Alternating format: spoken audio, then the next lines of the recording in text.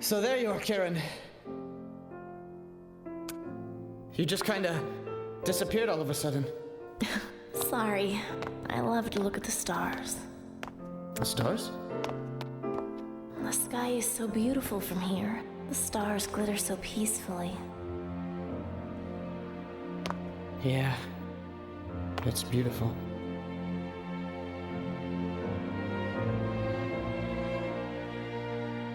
You know, I was here when the seed first attacked.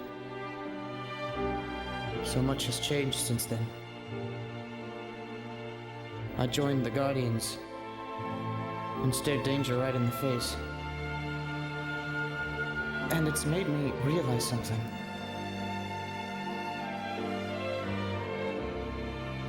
Fighting for the world is really about fighting for the ones you love.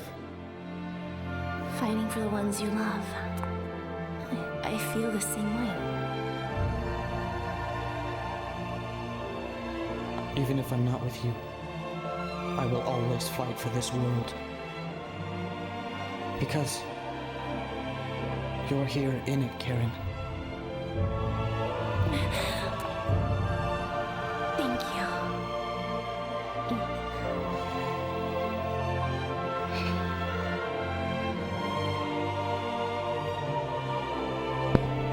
Oh, you'll love to see it again, right, folks? There it is, the ending of Phantasy Star Universe. Like we saw at the end of yesterday's stream. Ooh, beautiful stuff, right? I decided to open up this stream with that because it leads right into what we're doing next, which is the sequel/expansion to this game. And that's Phantasy Star Universe Ambition of the Illuminus. The story picks up more or less pretty much right where this left off. I don't know the actual time gap. I'm sure the game will give us an exposition on that. But yeah, not too much after this is where the story picks up, so figured I'd re-show that again for the sentimental value, as well as for the lead up into the next game. So that being said, hello everyone, my name is Leon Starcrest. Nice to meet you. Welcome back to those who are coming back from my previous videos or other content. We are starting, as I just said, Phantasy Star Universe Ambition of the Illuminus today. So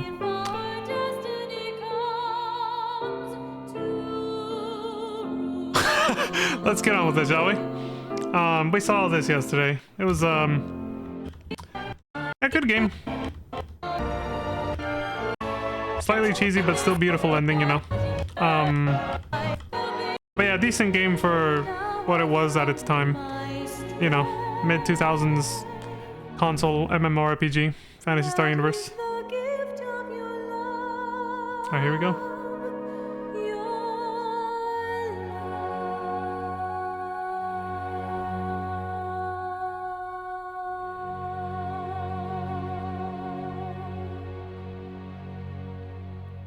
Prepare for a major tonal shift. We will choose to fight for a world beyond.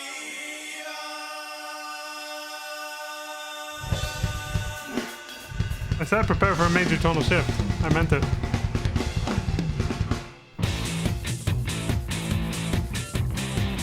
Dylan! Son of a bitch. It's the same song.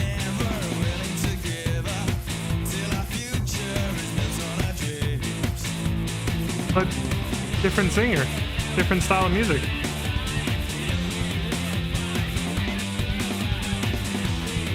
I did not pre-watch this before the stream, so it's actually I'm taking it in.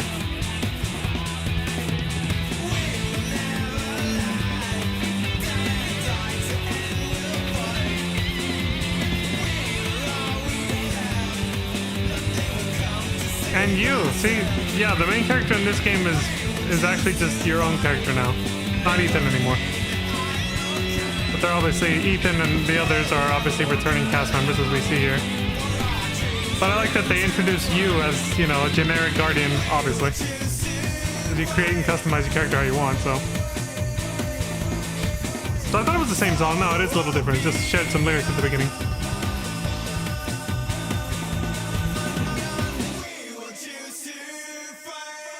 Yeah, it shared some lyrics at the beginning, but no, it's definitely a different song. Inspired by the first one though. And so that's the new theme song, I guess. And that's the intro of the game. Before you see the main menu, and then you just start the game. And you can start an offline game or online. The story is the same either way. And as far as I know, the first half of Ambition of the Illuminus, the story missions, whether you choose to play them with an online character or an offline character, they're single player only as far as I know. The second half, I think, actually you can play those with other, you can actually play those with other players, I think.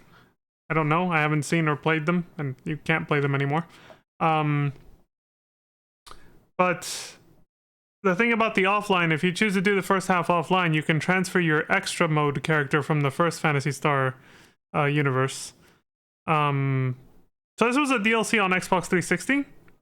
So you just downloaded and installed it, and you could just, yeah, do what I just said. You could use your extra mode character or your online character from there and just keep playing, basically. If it was on PS2, it's a separate game disc. You have to, you know, it's like playing another game. It's a different game, basically. But you can carry over your save data of your extra mode character, like I just said. Whatever level and equipment you had, you carry it on over to the story mode for this one. And online character, well, your character's data was saved on the servers, so yeah, you just load up that same character when you log in and everything with your account. And that's it, you just start playing. You see that intro, basically, that's the opening, and then you just go and you make your, you know, if you didn't do either of those two things I just said, you make your own character, like any other MMO, and this is the character creation screen right here. Stable volume's on. Real quick, did they just... This is the same person, by the way. This is another video by Lackery, the same person we just saw play through the first game's story mode. I think... Did they just show all the races? Human, Newman, Cast, Beast. Okay, cool. So let me actually read the descriptions. He showed them long enough for me to see this. So for Human, it says, the oldest and most numerous race. Their abilities are generally well balanced. They can use most weapons and can do well as any job type. And then... I do have to pause quickly. For Newman, it says, a new race created by humans with superior mental and technique abilities. So were they genetically engineered, basically? They are weaker physically, however, and are not suited for close quarters combat. Caste are artificial life forms that run the planet Parum. Their mental abilities are lower, but their high accuracy makes them well suited for firearms. Also, Caste can use SUV weapons at level 20, whatever that is. Sports utility vehicle weapons, apparently. That is a very cool looking default Caste character, though, that I just saw before it switched to the Beast. Like, that's actually really cool. The Beast race is a race suited to the extreme conditions on MoTube. Better at close quarters combat than firearms or techniques. Okay, so, yeah, they attack like wild beasts, basically, just up close and ferocious. Yeah. They can nanoblast, quote-unquote, into beast form after level 20. Oh, okay. Wondering what that was. Alright, so they're gonna make a human. Let's see what kind of character they make.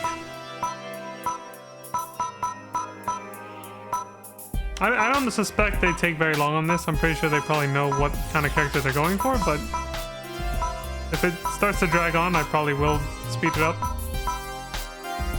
Looks like it takes them about 2 minutes to make their character. I'll let it go for now. We can see all the character customization options, because I'll be doing this eventually, so... on the Clementine server.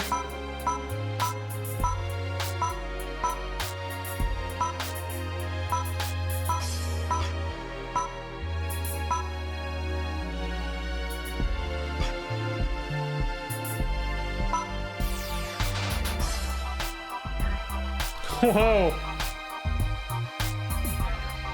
I don't fuck with the proportion slider because I'm more likely to just fuck up the proportions of my character. It looks like they kind of just went back to the default. They really didn't change too much from that. Pick your starting clothes wisely, because if you ever want any of these other outfits you can preview here, you'll have to buy them and they cost a lot. Especially if it's a brand new character and it's your first character, you're not going to have a lot of money for outfits. Like, they cost a lot. They're meant to be endgame. Outfits are meant to be very much just like FF14, or I think, in my personal opinion, I think any MMOs like this is, fashion is the true endgame. And at least Phantasy Star Universe was aware of that, So clothing is like the most expensive shit you can buy. So make sure you pick your starting outfit wisely because you're gonna be wearing that for a while, unless you want to be broke all the time.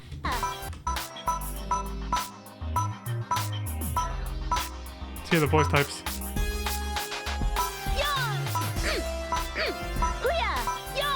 Jesus. You sound like a fucking child with all of these. What the hell? Okay, now we're at like adolescent.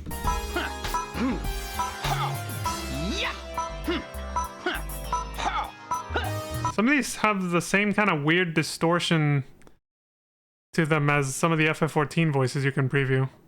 But like, it's clear that some of the voices are basically the same voice actor, but they're just like artificially lowering or raising the pitch on their voice. So you can tell it's like somebody speaking into a microphone like normally, going like "hurrah" like that, and then they just distort it, so like they go "ha" and then it goes "hurrah." Like it's kind of like when you slow down somebody's voice on YouTube. You know, you could try that right now with me, and it makes them sound a little different. Like you could tell that's all they did for some of the voices. They just they didn't get like 12 different, or in this case 22 different actors. They literally just kind of fuck with the pitch and with the pitch on some of the voice samples, and then go with that. Okay, we're going with that one. That's not a bad choice. That last one that they previewed, I actually like that one too. I might end up picking the same one. They didn't preview the first one though, I will say. Yeah, that one's not too bad. And then you can tweak the pitch on this game too.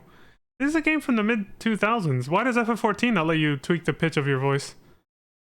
Damn, you know, when people complain about FF14's limited customization, character customizer, I always used to think they exaggerated. Then I look at a game like this that is like half a decade older or more, having more options than FF14. It's like, dude, what the fuck are you guys doing? Like, I get it now. It's just like, you bastard! Son of a... What the hell, Square Enix? Blackery. Same as their channel name. Alright. Oh, so the intro plays after you make your, after you make your character. Alright, guess we're watching it again. Here we go. I don't, maybe this song will grow on me over time, but... Oh, there we go. We actually see the English subtitle. If you guys noticed the previous video where I showed the intro, because I didn't know if Lackery was actually going to show it. We were clearly watching the Japanese version because the ambition of the Illuminus was in Japanese. If you go back, you can see that. But yeah, because they didn't show the intro at the beginning last time, I think, unless it automatically plays when you hit a new game. But I'm pretty sure they didn't. It just starts with the opening scene with Ethan. But it wasn't a problem because the intro scene plays between every chapter anyway in that game. In this game, it might be different. Who knows? This might be the only time we see it outside of when I start my stream. Yeah, we got the English names now. Let's see if I can read that though. That font is tough. I think that says Laura? I give up. I can't even read that last name. We're just gonna let it play.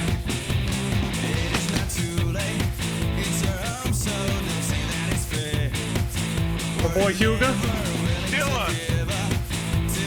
Lou, of course.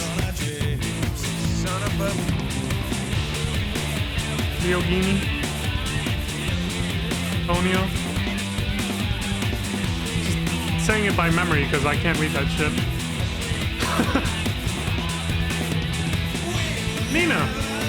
Lucame Nave. Maya Shido. Dr. Tom Rain. Forgot his name. And this guy is Rutsu. And then we got Karen, of course, as the Divine Maiden. And then we got us.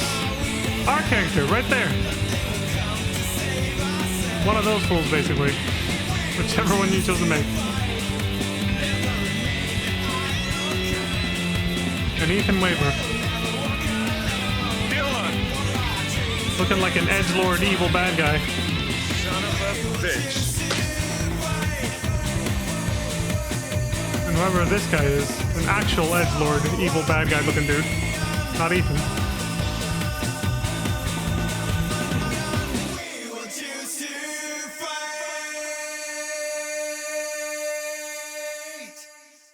Okay, so it looks like Ethan and whoever this new chick is seems to be the main character this time around. Also, I didn't expect this guy to just start talking right away, so...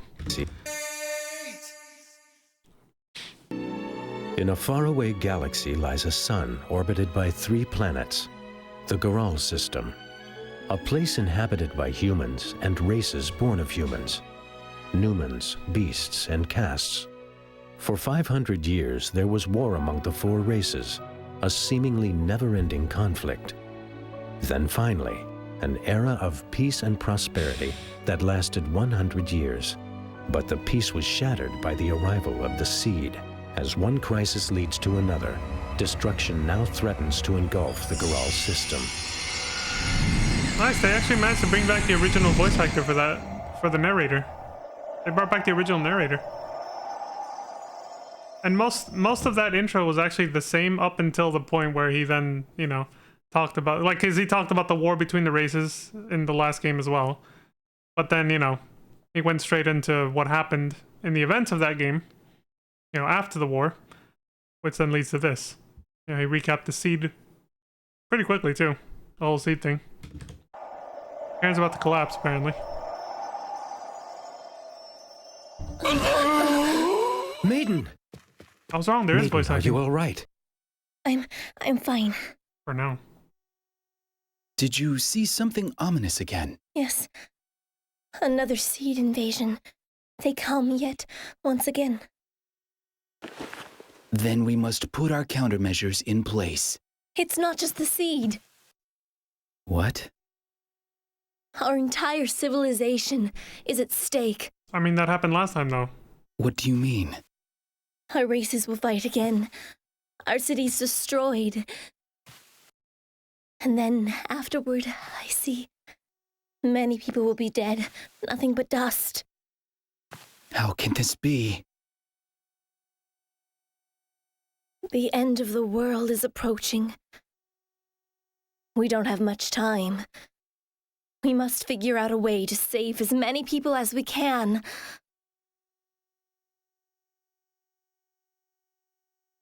Ethan.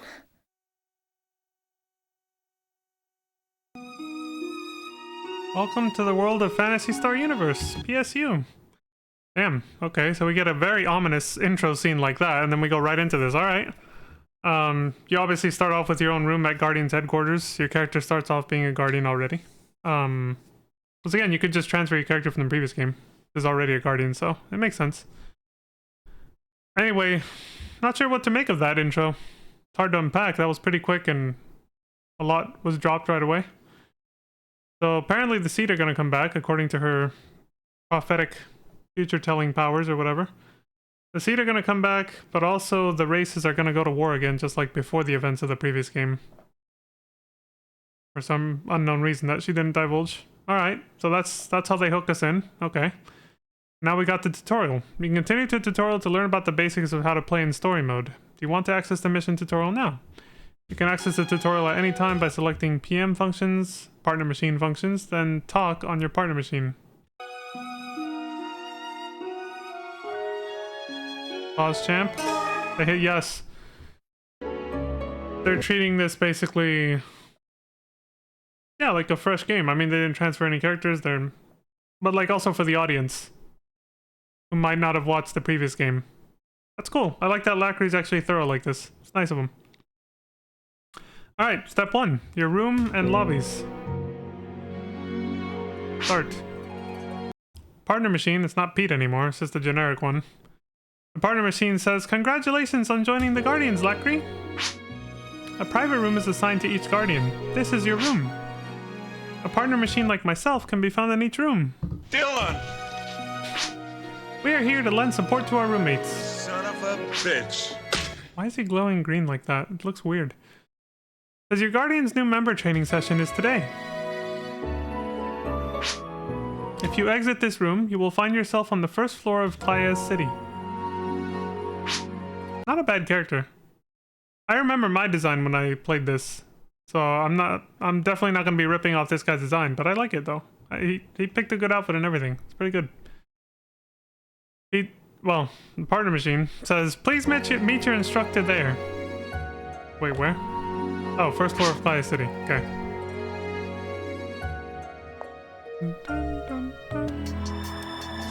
Hugo? Our boy? Dylan! Hugo says, excuse me, but are you Lackery? My name is Hugo Wright. It's nice to meet you. I've been assigned to be your training instructor. Well, look at you, you've come far. From being a cadet yourself. Says, I'm glad that the Holy Light has brought us together. Most of the dialogue towards our character is going to be very generic because the writers are obviously not going to assume what, you know, what sex your character is, what race. But maybe not. Maybe they'll actually say that, but I doubt it. Most of the lines are probably going to be like in FF14 or any other MMO where they just kind of... They just refer to you as you. You know, they find pronouns and stuff to just kind of not have to write around, at least not the race, you know.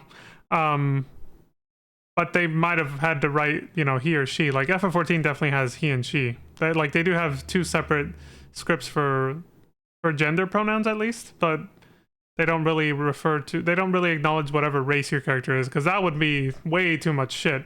Like having to rewrite so many lines revolving around your character based on what race it is, holy shit, that would be a fuck ton of work. So they only do it for, you know, for gender or sex. But yeah, so it's definitely gonna feel like MMO, like I was gonna say FF14, like in the sense that when they refer to you, it's just kind of, you know, your character's obviously gonna be quiet and not really respond. They're just gonna nod probably, if that, you know. It's not gonna be like the same experience we had with Ethan. Okay, so here, so I'm glad the Holy Light has brought us together. Let's go to Guardian's headquarters. And if they're, that's what I was gonna say earlier. It dropped out of my head right after the tutorial started. I was surprised to see that we do have some voice acted scenes, but it could just be that one. I don't imagine there's gonna be as many as in the first game because your character's not gonna have a voice. So they might do scenes like in FF14 where your character just doesn't talk, obviously. But everyone else is still voiced and talking, and your character just kind of does stuff in the scene, but doesn't talk, obviously. But I don't remember that being a thing. I remember most of the cutscenes in this game not having voiceover, so I'm gonna have to be reading most of the lines myself. But at least it's half the length. This video is only 10 hours for the full game, which is again only the first half of Ambition of the Illuminus, but still. Yeah, I don't imagine there's too many voice acted scenes, but like I said, I could be wrong. We'll see. Anyway, Hugo says, let's go to Guardian's headquarters. It's always good to get the formalities out of the way first. True. You're not very familiar with Playa's city yet, are you? I'll explain as we go. Good, they give you a tour. In case you are new to the game. Oh my god, what was that? Did y'all... Dude! Oh. What? That was like low-key nightmare fuel, dude. What the hell? Distorted space and time reality. Ultimisia from FF8 came over and did some shit. Jesus Christ. Hugo says, the residential area of the Guardians colony contains many cities like this one. And before I forget, I gotta do something. Oh, there you go. Playa City is made up of 5 levels, and Guardian's headquarters is on the top level. The central table on the first floor is connected to the residences. It's a perfect place to meet up with people for work or other things. Other things? I mean, he's basically describing a player hub, and we all know what at least FF14 players do in player hubs. You know, major cities and all that. Anyway, Hugo said it. Other things, quote unquote. He's leaving it at that. All right, it's up to you. It's leaving it up to your imagination what you choose to do or not do with other players in an MMO is all on you. Anyway, Hugo says, "Okay, let's head to the second floor."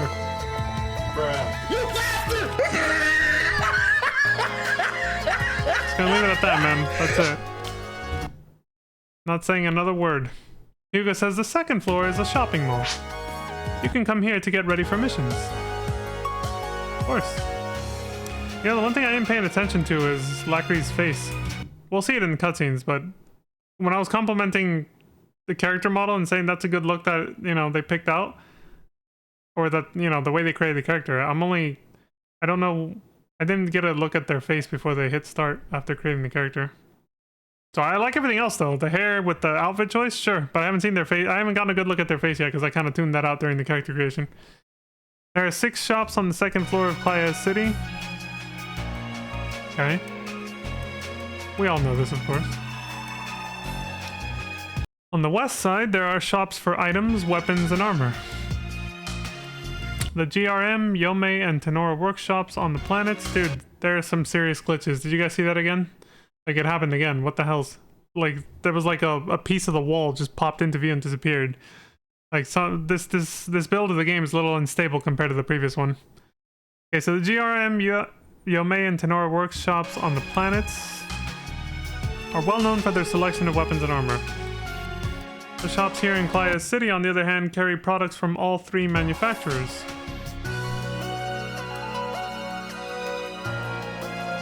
On the east side are shops for room decorations, weapon upgrades, and synthesis. There it is again. That's going to be a regular thing, I can already tell.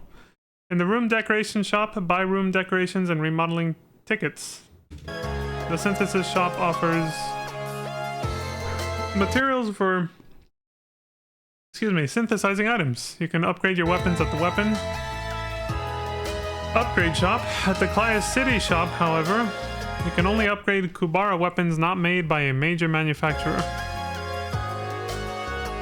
Kinda odd that they did that, but okay. Basically, you can just call it the Playa City brand, basically, if it can only be upgraded here. Yuga says you can take a closer look later. Let's head up to the 3rd floor. Different colors, but basically he chose the same outfit that he had for Ethan in the 2nd half of the last game. That's definitely a look this guy likes. Lackery. Oh yeah, that face is a little questionable from here. We'll get a better look at it later, but... Or maybe I'll rewind later off stream and take a look at it, but...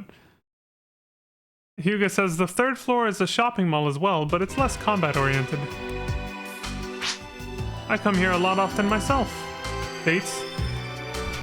There are 3 shops in the shopping mall on the 3rd floor. Okay. On the east side, there are shops for parts, clothes, and makeovers. Yeah, this is the endgame floor of the main player hub. Basically. What I was just saying, fashion is endgame, just like in FF14 and I think a lot of other MMOs. The parts shop sells a variety of parts for casts. However, the clothes shop sells clothes for humans, Numans, and beasts. You can change hairstyles, hair color, and skin color at the makeover shop. They actually let you change skin color without having to pay for a goddamn Phantasy. FF14 is getting exposed right now by an older MMO. Hugo says next is the 4th floor. The things you don't see when you're in that honeymoon phase and you don't quite remember older MMOs, you start to realize how much you're getting robbed blind a little bit by that game. I didn't realize, like, I did not remember how much customization was available here for free. Free, quote unquote, because it was a subscription-based game, just like FF14. And yet, unlike FF14, you still have to pay a microtransaction to get these kind of customization options. Think about it. That's pretty fucked up. They're double dipping, man. There's no question about it. And people knew. The people, I wasn't there for this because I wasn't playing back then, but when I've heard rumors that when they first introduced the cash shop in FF14, the Mog Station FF14 online store, there were people who, you know, said this is a slippery slope, and here we are. They knew, of course. They knew it was going to lead to this. Like, oh, at first they're just selling, you know, dyes that you can get in game. Yeah, and then eventually they start adding either dyes or other types of items that you can't get in game, and you have to pay for them with real life money, even though you're already paying a subscription fee. And then they're finally double dipping at that point. You're getting fucked in the ass. But at that point, they've normalized it, so you don't, you know, you just let it slide. Or because the quality of the game is so good, you let it slide for that reason too. And now that Dawn Trail's pissed everyone off, now people are starting to see what's been happening the entire time. It took an expansion that made people frustrated over the storyline or whatever. You know, gameplay aspects of the game, jobs getting homogenized, whatever the fuck. Everybody has their own complaint about the game. But it took an expansion that pissed off the majority of the player base, or at least a pretty big ass chunk of it, for people to finally start calling out, you know, problems that were already arising way before, like years and years beforehand. People were willing to turn a blind eye to things like this, you know, like microtransactions in a subscription-based game. A game you already pay a sub fee for, having microtransactions. People were willing to let that slide because the game's quality was so good.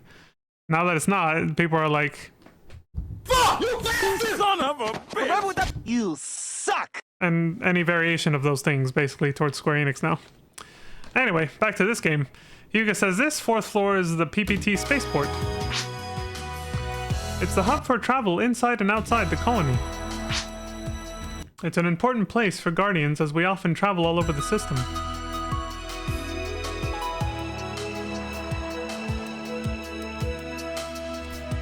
From the fourth floor PPT spaceport, you can travel to the planets Parum, New Days, and Motub.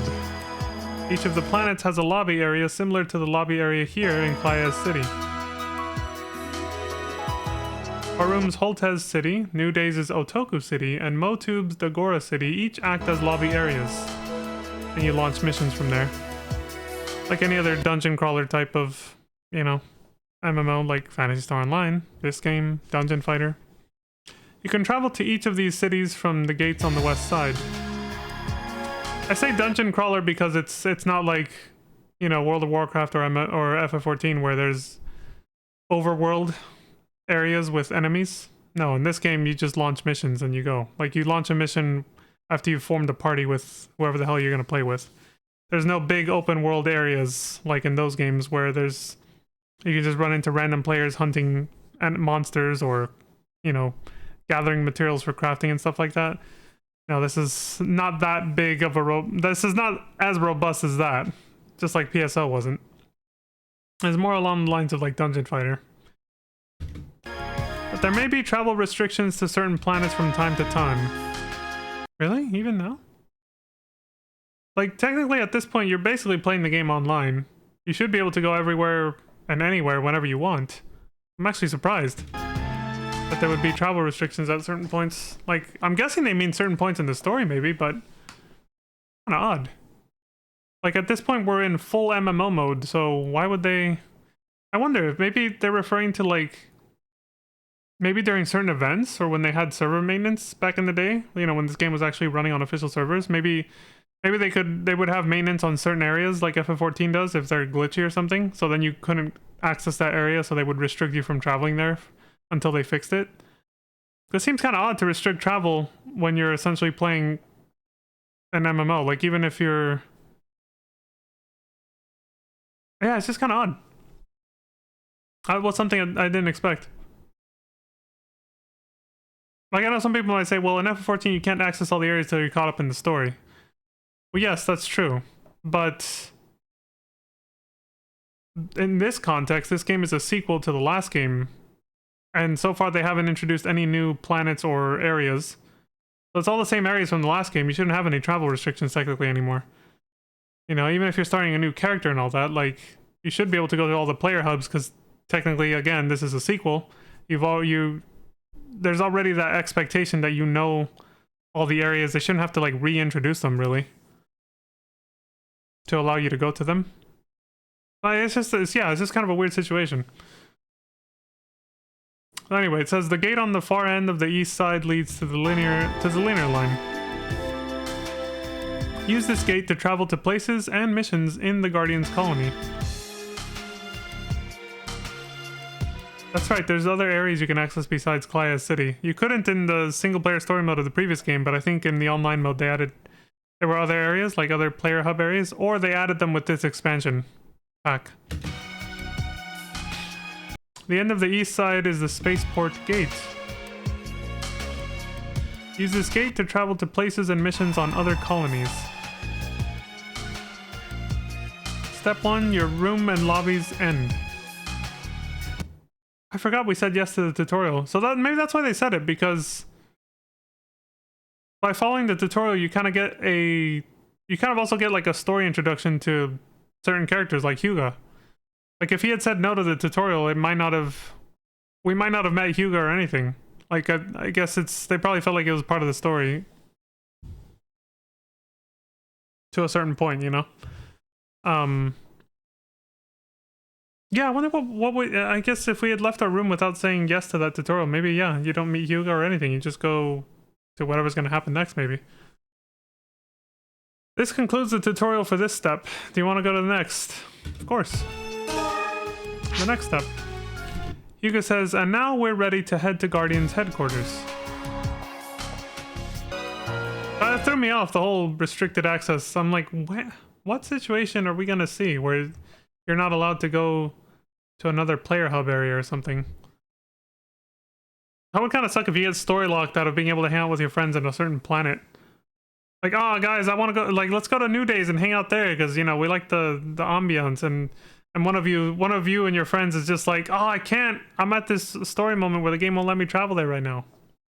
It's kind of odd, you know what I mean? Like, that blew me away, but no, that's a bit hyperbole. It threw me off. Okay, so step 2, Guardians, start. Second tutorial, basically.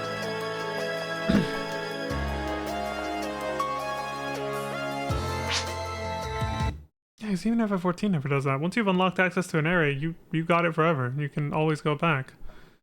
The only exceptions are like... There's very few exceptions to that, but like when it comes to player hubs, you're never locked out once you unlocked a new player hub. That's it. You have it forever. You never get locked out of it again. So this is so strange. Player hubs, okay? Don't misquote me. I'm saying player hubs. When you unlock a new player hub, you never lose access to it in FF14. Hyuga says, hello, Mina. You look as beautiful as ever. Of course, he's still the flirty dude. He's still Mr. Casanova over here. Where the fuck that is. I never understood that reference myself. But, you know, basically Mr. Smooth Talker. I'm trying to think of a better name, but yeah. Smooth talking, flirty guy over here. Mina says, hello, Hyuga. Smooth as usual, I see. There it is. So this is the new trainee? He's like, you're smooth, but I still have a crush on Ethan, so fuck off. Mina says, here we are. Mobile Defense Force, Lacri, right? Welcome to the Guardians. My name is Mina, and I'm the receptionist here. If there's ever anything I can help you with, please don't hesitate to ask. Is there anything you'd like to know about? The Guardians organization, current events. Only 2 options. Mina says the Guardians are the largest private security company in the system. We strive to provide security and peace of mind to everyone, from individuals to organizations. We are here to protect the future of the system, one person at a time. Okay, what about current events? Mina says, heard of the Seed yet? They recently invaded our system. Why they're here is still unknown. We are dealing with daily reports of Seedfall. That's like rehashing the first game's plot all over again. We're very short-handed. Literally. We've been looking for promising new recruits. Please do your best. Also, this is when you end the explanation, Guardians can undertake what are called special missions. When you wish to undertake a special mission, please come talk to me. Story missions. You can receive special story missions from Mina on the 5th floor. Okay, so MSQ progresses through her. Got it. As you complete story missions in story mode, the game advances and various elements are unlocked.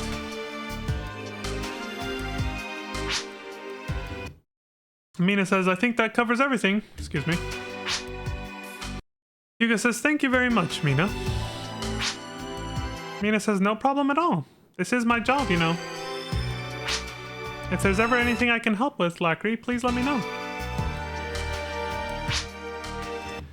Hyuga says, shall we move on to selecting types then? Oh yeah, job class. I wonder if you start with one or you have to pick your first one before you can do anything. Hyuga says, here is the type select counter. Like the name says, this is where you can select your combat type. could I ask you to explain how this works? Okay, the nameless woman says, of course. Here are the basics of the type selection system. Type select explanation. There's type select and levels and mission points. We mostly already know this. Type select. Type support combat for individual guardians. Each type supports a style of combat, so you choose the type that best fits your style. This is just job class. Different types can use different weapons, and you will receive boosts to enhance preferred ones. You can change your type at any time by coming here and paying a fee according to your current level. Didn't realize it cost money.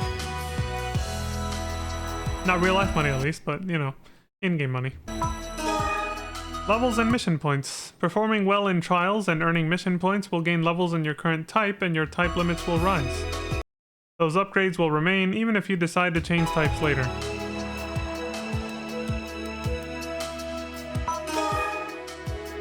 Oh, that was a shorter tutorial.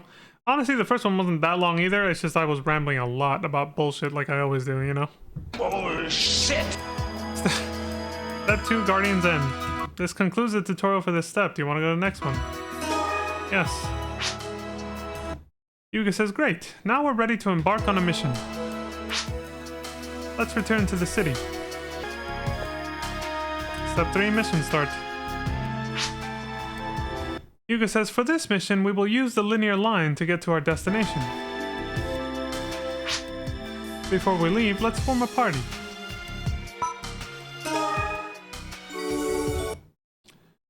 They skipped that one.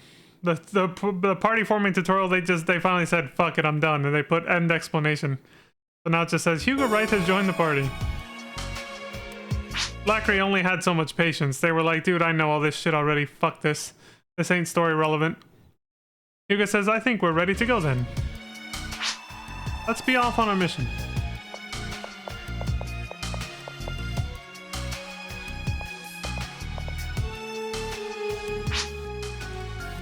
Yuga says the Guardians receive a wide variety of requests from around the system. The missions with higher levels of risk are the responsibility of the Mobile Defense Force.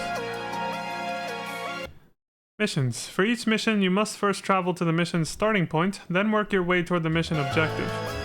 There are a wide variety of missions, but most will entail combat with hostiles. Obviously.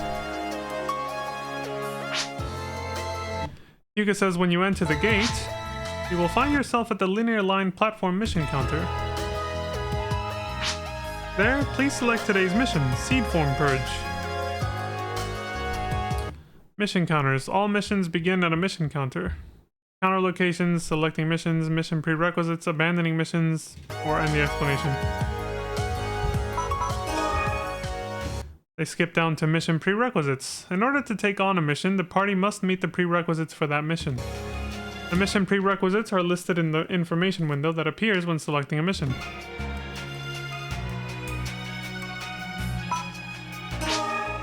And that's it, they skipped everything else. Yuga says, very well, it looks like we're ready to begin combat training. Let's begin the mission. At the mission counter, please select Seed Form Purge.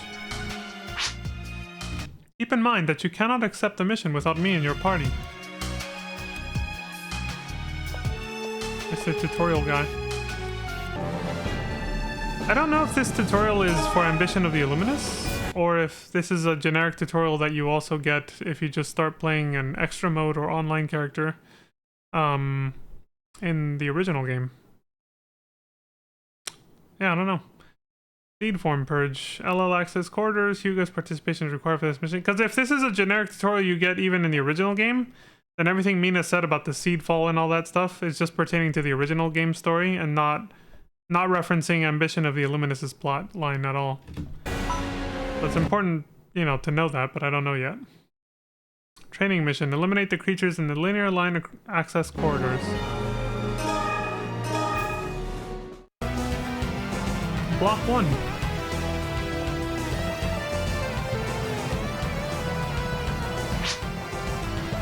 Hugo says this is the field for today's mission. Our objective is to eliminate the creatures who have taken over the corridors ahead. That should explain things for now. Try returning to the city and activating the checkpoint. When you're ready, let me know.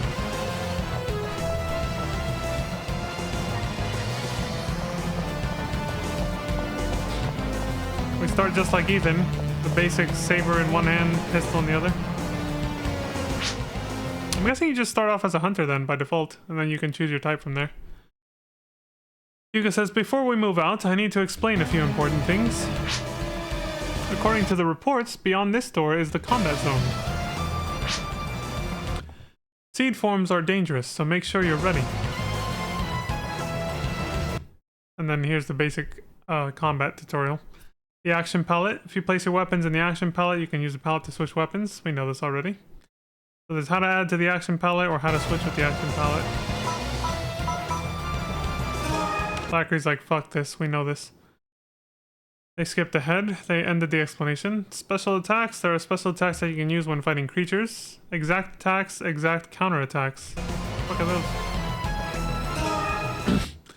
Exact attacks, you can perform up to 3 striking attacks in a combo. Oh, okay, it's just basic stuff.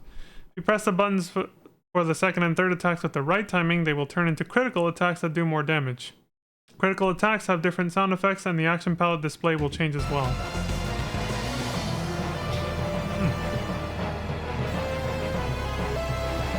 So is this new?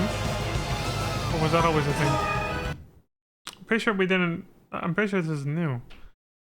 Exact counterattacks. By equipping a line shield, you can sometimes completely avoid taking damage from an enemy attack.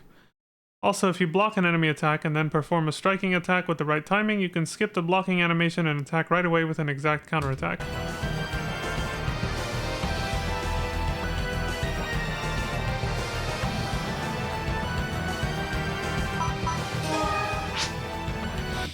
And that's it. Hugo says, are your weapons ready for combat? I'll wait while you double check.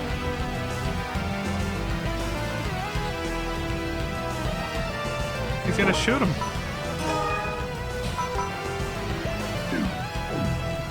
We also have a giant sword and a twin saber. You start with more options. Hugo says, are you familiar with photon arts, Lackery? Photon arts use your weapon's photon points to launch powerful attacks or attacks with effects. We know this one for sure. Learning photon arts. You can learn photon arts by using discs from the items menu. To use a photon art, however, you will first need to link it to a weapon. You can link photon arts by selecting a weapon from the items menu. Just to recap from last time. Photon points, PP. Each time you use a photon port, you consume photon points, denoted as PP. Just like in Pokemon. The amount of PP used will vary depending on the type of photon art as well as the level. PP will regenerate slowly as long as that weapon is equipped. Or you can use photon chargers or PP recovery items to recharge your weapons.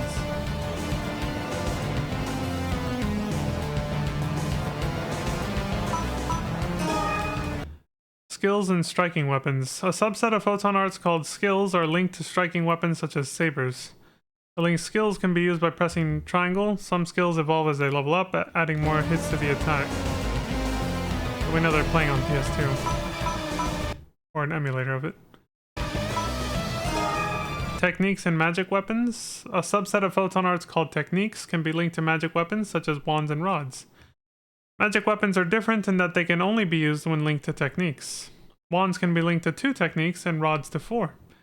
Use the square button and triangle button also in combination with the R1 button for rods to use techniques.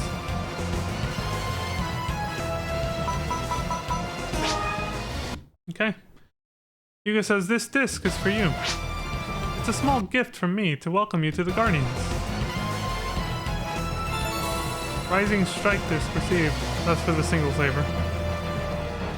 Rising Strike is a skill you can link to single-handed blade weapons. Yeah, that.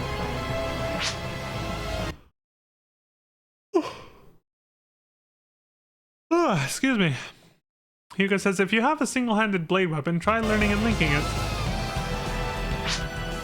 Do you think you understand photon arts now? Yeah, we're good.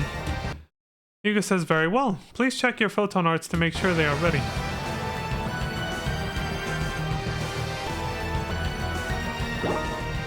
This tutorial is definitely way more overwhelming than the one with Ethan in the previous game.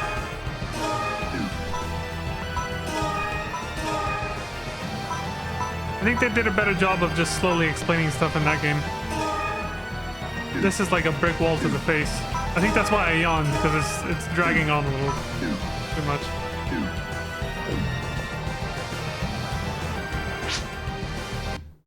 Hugo says, let's confirm today's mission objective.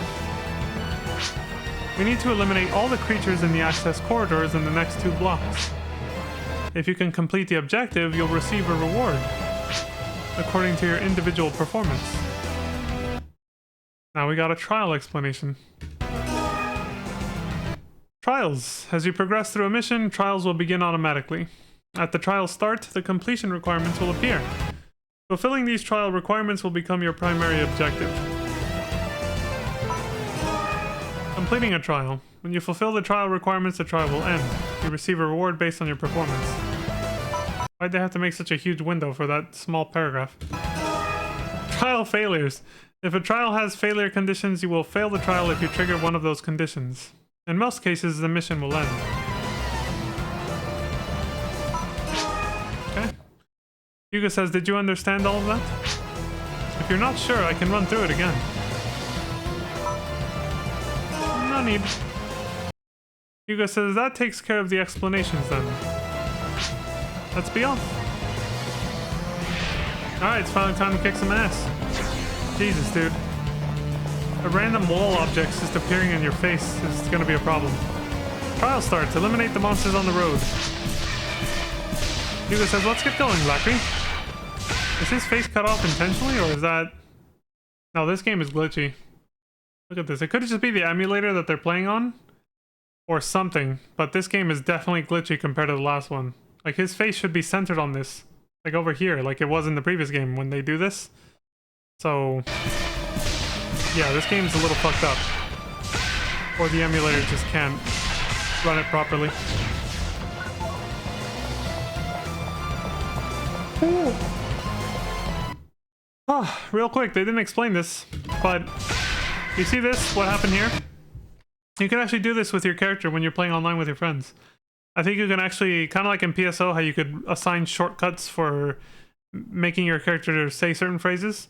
You could type out a phrase you want to use often, and then assign it to a shortcut. So every time you hit that button, it'll say, you know, help me, or you know, flank them. Some command you want to like yell out to your teammates, right? You can actually assign that to have your character's portrait appear like this, just like Hugo's here. I've seen it happen because I've been watching people play on Clementine. And I saw you can do that. You can give your character a certain facial expression for their portrait to pop up like that and yell out something. Kind of neat that they do that. This game is going to have a lot of visual glitches. We're going to have to get used to it.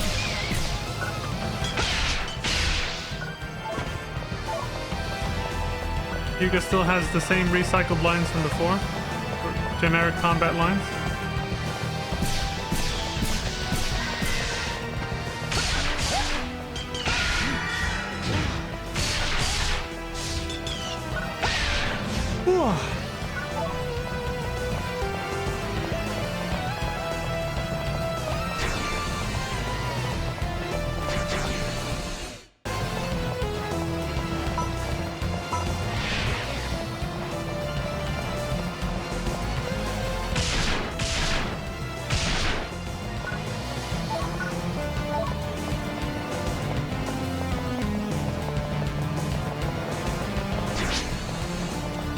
Hugo says this should be the last room.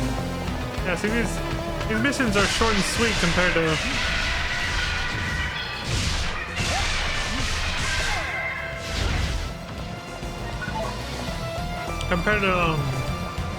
the single player story missions. I mentioned that while we were playing that too. These missions are meant to be to jump in and out with your friends basically, so they don't make them too long. The single player story mode dungeons from the previous game are definitely meant to feel more like you're playing a JRPG and going on a very long adventure basically. This is just kind of, you jump in, you play a little bit, you jump out. Different structure. Format, I guess.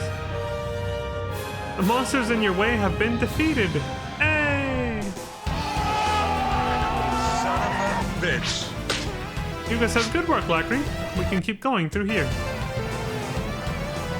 See, like, what I'm wondering is, you remember how I was saying earlier, there's no way they made, like, not a lot of separate there's going to be some dialogue, again, where they're probably going to refer to you as he or she, right? But there's no way they made, like, ridiculously different dialogue, depending on, like, your character's sex. I could be wrong. There could be a chance that if we see this tutorial when you're playing as, like, a female character, Hugo might actually flirt with you.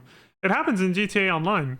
If you make a female character, the intro is different.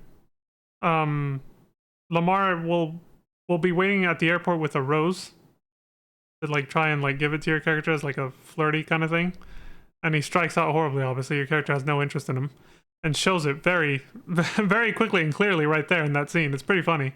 And there's a few other scenes with expansions and new content that they've added since then. That the scenes are different if the character is female than it is for the male characters. There's one I wish I'd recorded for a very, well, this was like a year or two ago now. Some new content they had added that I was like, oh shit, this was actually really funny, and it was different from when I saw it on my male character. There's no way to watch the scene again now, and I'm just like, fuck. So I'll have to find a way to, I'll have to make a new character basically just to record that. But yeah, I'm wondering if Hugo would have slightly different lines in this tutorial if your character was female. Maybe, but I don't know. Being that smooth talker that he is, you know. You just might be my ideal partner. Damn, Hugo. Flirt with us, why don't you? Son of a bitch. My ideal partner, he says. Hugo says, now you have completed the basic training. Next, you will be participating in actual missions during field training. I believe your next instructor is already waiting for you. When you are ready, please go and receive your mission. From Mina on the 5th floor of the Guardian's colony. Good work, Lackery. Tutorial complete. Congratulations on completing the tutorial. It was only like 21 minutes. Well, that includes the intro and the character creation, but so it's like less than, yeah, it was less than 20 minutes, and they skipped a few things though. They did not read every little thing. But obviously it went on a lot longer because I stopped to comment on stuff as I usually do, and I get rambly. Okay, so congratulations. Next, it is recommended that you play the story mission, The Masked Girl. You can access the tutorial again from your partner machine in your room, so if you ever have trouble, please go there to review it. That's neat. I don't know why you can't do that in, again, modern MMOs. You can't replay the tutorial at all. You can't do it in FF14. You can't do it in GTA Online.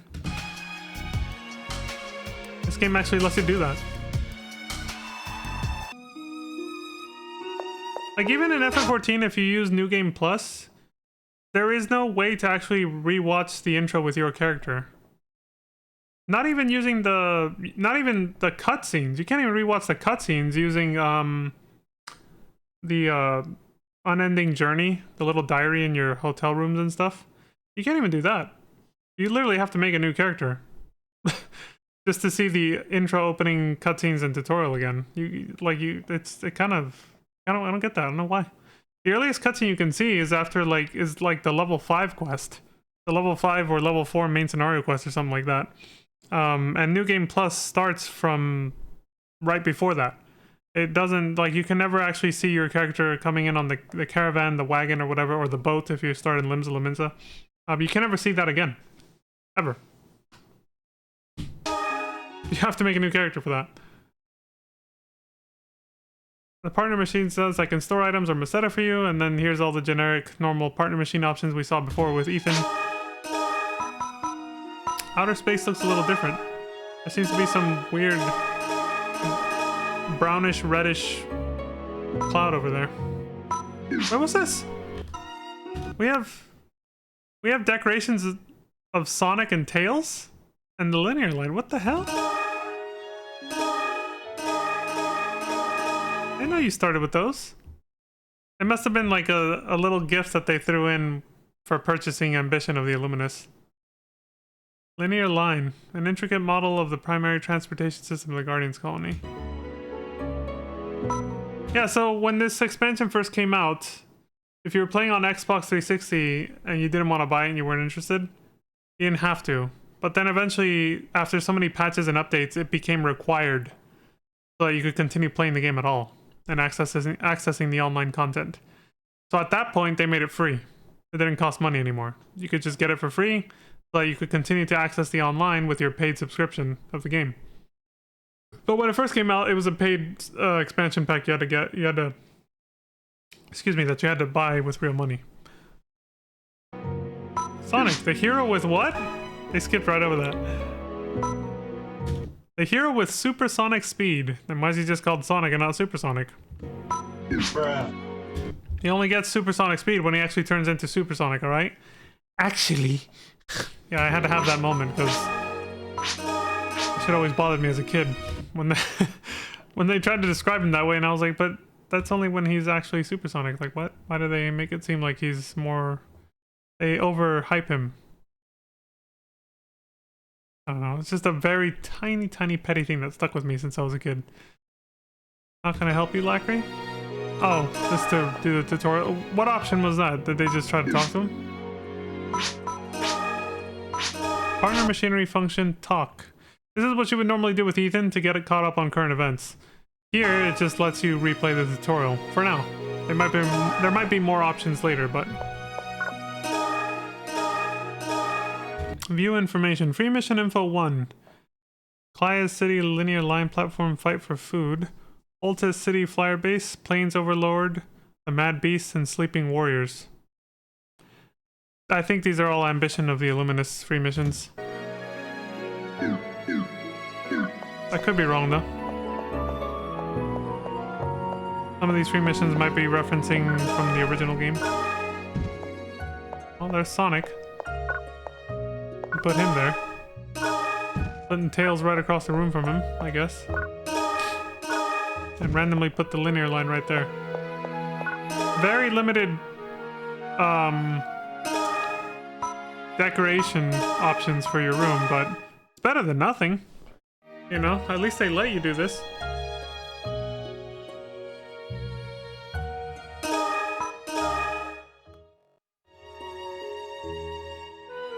Like, this was probably a big deal back when this game came out. I said it, I already rambled about it before in the previous game, about how much this actually got my attention and made me wish I could have played this online back when it first came out, you know? But I fell into that trap that paying for a subscription was more expensive than microtransactions in MapleStory. I probably used way more on cash shop items over the 6 years that I played MapleStory than I ever would have spent just paying for the subscription for this. But also, that wasn't the only factor. Still being a kid, back in those days, your parents were like, never pay for anything online. Like, never... Specifically, they always said never sign up for a subscription online. They were very paranoid about that in particular. So it was like easier to convince them to let you buy a microtransaction and use like their credit card or something for that than it was to convince them to pay for a subscription of any kind. That freaked them the fuck out. I know I'm not the only one with that experience too. Because I've seen other people talk about it. Back in the 2000s, parents were super paranoid about you not buying something online, but paying for a subscription, a recurring subscription. And now everything's a fucking subscription in life. But yeah, back then that freaked them out. So that's why I think it was also way more easier and approachable and negotiable to just buy microtransactions from MapleStory than it was to pay for this, which is why I didn't get to play this online. Back in those days.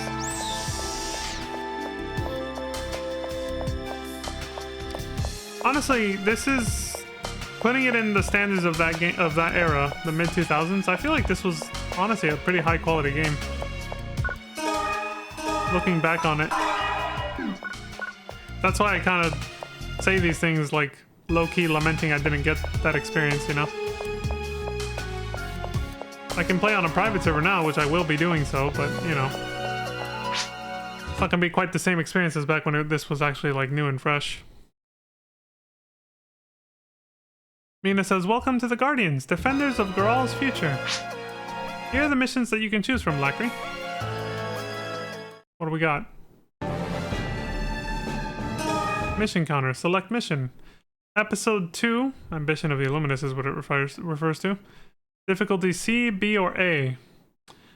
So basically, it's kind of like choosing normal, hard mode, or very hard, or ultimate. You know, it's just choosing a difficulty for the same mission, except instead of choosing the difficulty before you even start playing the game, now you choose your difficulty per mission. But that's basically the same thing from Phantasy Star Online. So difficulty C is open to level 1 and above, and then difficulty B will be for when you've reached another like milestone in levels. Maybe they'll look at them right now, but I'm guessing like, you know, maybe level 20 or 30, and then difficulty A will be when you're like near level 100 probably. Just like how in PSO, normal was from level 1 and up, and hard mode was for level 20 and up, and then very hard was level 40 and up. Okay, yeah, there it is. I wasn't too far off. Difficulty B is level 35 and up, and difficulty A is level 60 and up, which is endgame level, because at least for the original Phantasy Star universe, we saw that Ethan basically made it almost to level 60 before the game was over. So level 60 is definitely for endgame status, and level 35 and up is mid-game, because that's, you know, difficulty B. And difficulty C is beginner, level 1 and up. So episode 2, difficulty C. 1-player missions that continue the story from story mode. Play in order after clearing story mode. Open to level 1 and above. Okay. The Mask 1. Mizuraki CD. Can't go to lobby, no escape dolls. Oh, that's kind of harsh. The fuck? This mission is a training mission for new recruits. With your instructor, carry out an investigation of the infection of the Mizuraki CD on new days.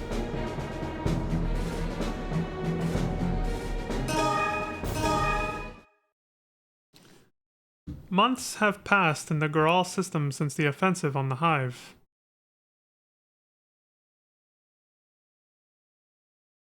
Okay, so it's letting us know. It's been a few months since Ethan and his friends saved the world, essentially. While the seed numbers have dwindled, the threat still lingers. Because we need an enemy to fight in this, you know. We need an enemy of some kind to fight, and we weren't going to make new assets, and so they're still here for that reason, basically. I almost said for reasons, but I'm literally explaining the reasons, so can't say that anymore.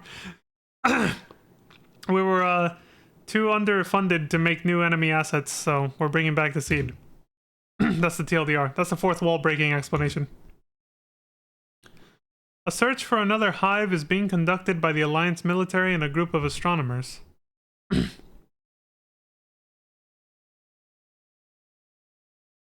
Guardians, in the meantime, are busy dealing with the remaining seed.